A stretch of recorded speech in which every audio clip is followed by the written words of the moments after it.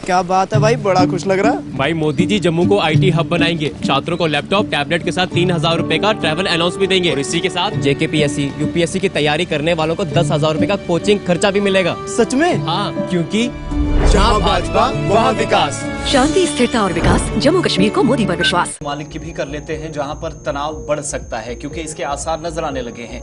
एक तरफ यूक्रेन और रशिया के अंदर जंग को खत्म करने की तमाम कोशिशें हुई तो दूसरी तरफ रूस उन ममालिक के साथ भी चैलेंज को खुले मन से खुले दिल से ले रहा है जो उसको मुतअद्दिद बार धमकियां दे चुके हैं।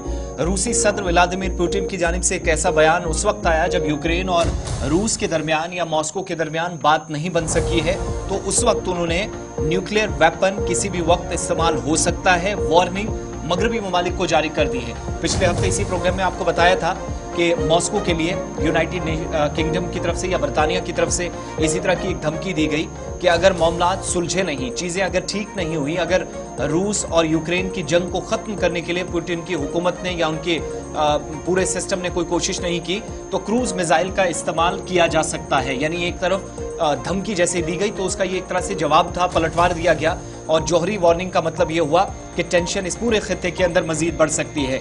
ये मॉस्को के अंदर जहां पर टॉप सिक्योरिटी काउंसिल का एक इजलास हुआ, उस इजलास के खत्म होने के फौरन बाद रूस के सदर व्लादिमीर पुतिन का बयान सामने आया और कहा कि यूक्रेन के अंदर जंग को खत्म करने जिसको लेकर कई तरह के बयान अमेरिका से आए, नेटो ममालिक की जानिब से आए जो हमेशा से रूस के सामने रहे हैं, खदशात को दूर करने की कोशिश की। लेकिन उन्हीं खदशात के बीच मॉस्को ने पलटवार करते हुए ये भी साफ कर दिया गया कि उसकी मुस्तकबिल की हिकमत अमली क्या है। और दूसरा, जब यूके ने कहा कि वो क्रूज मिसाइल्स का इस्तेमाल कर सकता है, रशियन ऑयल जो इंडस्ट्रीज हैं उनको निशाना बना सकता है, तो पुतिन ने इस जवाब में कहा कि डायरेक्टली जब इस वॉर की बात हो रही है तो फिर यहां से यूक्रेन को जब भी रशिया की जानिब से कार्रवाइयां की जा रही हैं तो उसमें मजीद इजाफा किया जाएगा क्योंकि मुख्तलिफ हिस्सों के अंदर न्यूक्लियर वॉर की सिर्फ बातें हो रही थी और उनके मुताबिक कल को ये जंग हकीकी मायनों में इन इलाकों के अंदर भी होगी। और ये कब हो रहा है? जब आप देख रहे हैं कि इस जंग को 2 साल मुकम्मल हो गए हैं, वेस्ट के दरमियान और रशिया के दरमियान कोई बात नहीं बन पा रही है,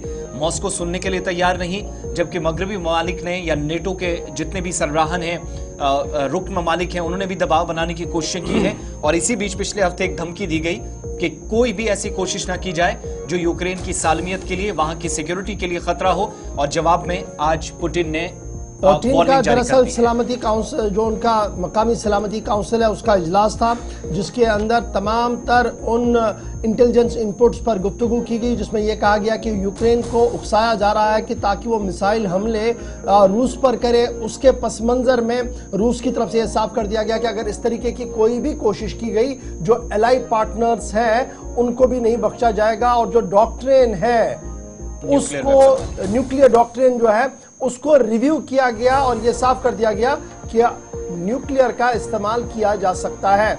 अब आप समझ सकते हैं कि सूरत हाल कितनी बड़ी है और ये बयान इस वक्त कितना अहम है जब एक तरफ से सीरिया वाला मामला चल रहा है, दूसरी तरफ से पुतिन ने सियासत को मजीद गर्म कर दिया। छोटा सा 5 साल में कितना कुछ बदल गया ना। अभी तो बहुत कुछ बदलेगा क्योंकि मोदी जी यहाँ बनाएंगे मेट्रो, नई सड़कें, नए टनल और तो और बिछाएंगे रेलवे का बड़ा जाल। सच में? हाँ, क्योंकि जहाँ भाजपा वहाँ विकास। शांति, स्थिरता और विकास, जम्मू कश्मीर को मोदी पर विश्वास।